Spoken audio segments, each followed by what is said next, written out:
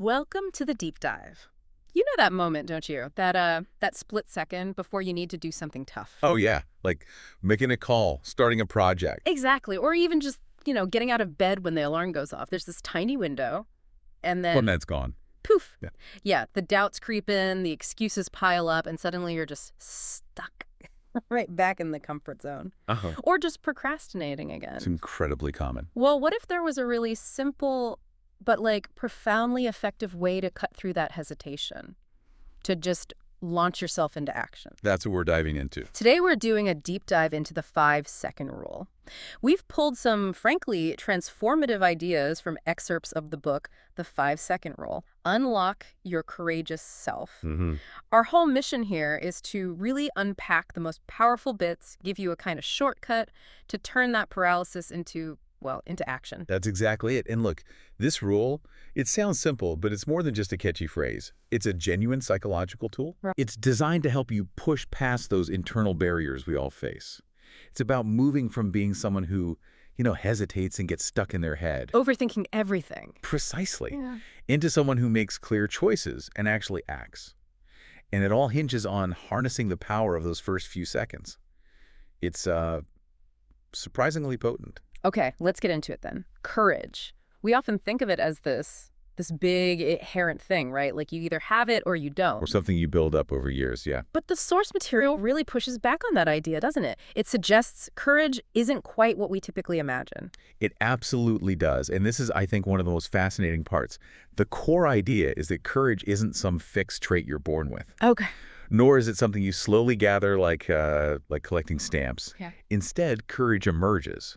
It pops up from a single split-second decision. A decision to act. Exactly. A decision to act now. It's not about feeling brave first. It's about choosing to move before the feeling, or lack of feeling, stops you. The book calls those first 5 seconds a golden moment. It's this tiny, almost invisible window where it all happens. If you miss it. If you hesitate past those 5 seconds, your brain, specifically the prefrontal cortex, it just kicks into high gear. It starts overthinking. Analyzing all the things that could go wrong. Every potential danger, every downside, and it gets really good really fast Yeah. at creating excuses to just stay put, stay safe, stay comfortable. Even if comfortable means stuck. Right. So courage, in this view, is almost like a race against time. A race against your own thought that are designed to block action. In those first 5 seconds, you get to choose. Choose action over inaction. Choose to be the one who starts, who speaks up, who gets out of bed, even when you really, really don't want to. A race against thoughts. I like that. It really captures that internal battle. So how does the countdown actually work? 5, 4, 4, 4, 4, 3, all one act. It sounds almost too simple. It does sound simple, and that's part of its genius, maybe. But there's real psychology behind it. The technique is literally counting down 5, 4, 3, 2, 1, and then moving, physically moving. Okay, but what's happening upstairs in the brain? So from a neuroscience angle, the countdown acts like what they call a pattern interrupt. It basically short-circuits your brain's default mode. The overthinking mode. Yeah, the part that worries, plans endlessly, criticizes, gets stuck in that analysis paralysis loop. By focusing on the countdown, this simple, concrete sequence, You shift focus. you shift focus away from the doubt and prime your brain for action. You Yeah. engage the parts linked to doing, not just thinking. It sort of bypasses the excuse generator. Like hitting a reset button on your thoughts. That's a great way to put it, a restart button. Now, it's crucial to understand this doesn't magically erase fear or anxiety. Right, it's not about not feeling scared. Exactly.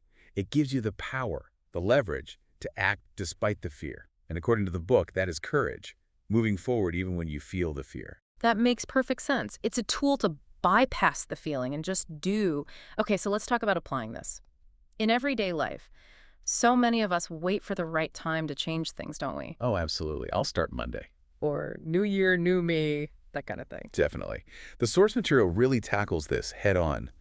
This tendency to wait for the perfect day, the special occasion, the grand starting line. As if change needs an invitation. Right. But the truth is, real transformation can start any day, any moment, in any situation, today. Right now, actually, waiting for a specific date. It's usually just another clever excuse from our brain, Keeping us comfortable. keeping us the same. And the key insight here is that lasting change, the really meaningful stuff, it doesn't usually come from one massive decision. It's the small things. It's the accumulation of small, almost tiny decisions we make again and again, every single day. The 5-second rule helps make those small decisions easier, less dependent on feeling motivated. And those small actions build up. They have this amazing domino effect. Think about it. Just doing 5 minutes of exercise when you felt like doing 0, or reading 10 pages, making that one awkward phone call you've been avoiding. Getting the ball rolling. Exactly. These tiny starts break through that initial inertia. And once you're moving, momentum often takes over. It's like building muscle, right? Small, consistent efforts lead to big strength gains over time. Starting really is the hardest part. Always. Okay, you mentioned inertia. The sources call it the greatest enemy of success. That sounds pretty dramatic. What exactly is inertia here? Is it just laziness? It's way more than just laziness, though. That's part of it. Inertia, in this context, is described as this powerful, almost invisible force. Like gravity for your motivation?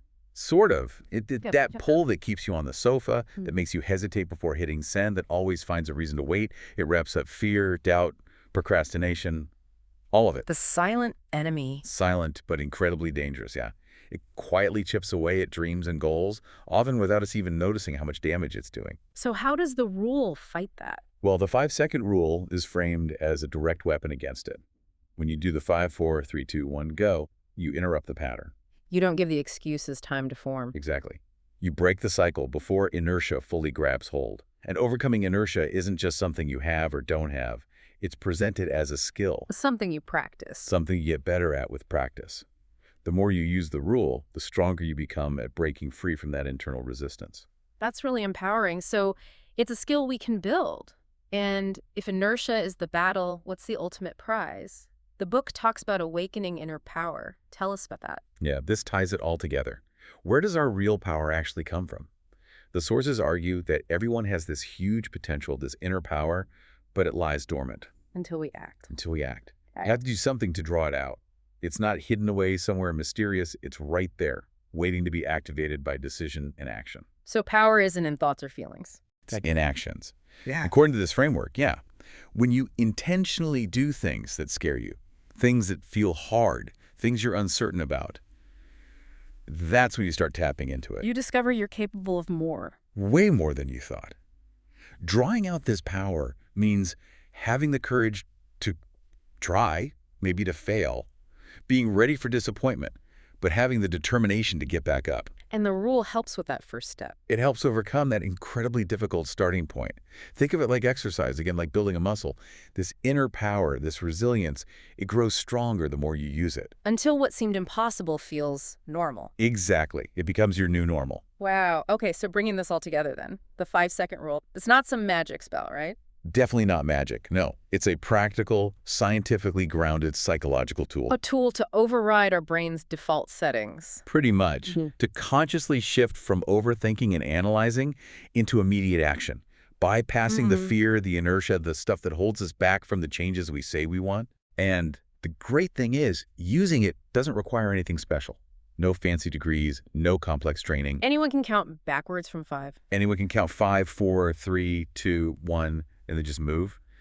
The real key, though, the thing that makes the difference, Consistency. continuous practice, making it a habit, Yeah. using it again and again until it becomes almost automatic. That's the challenge, right?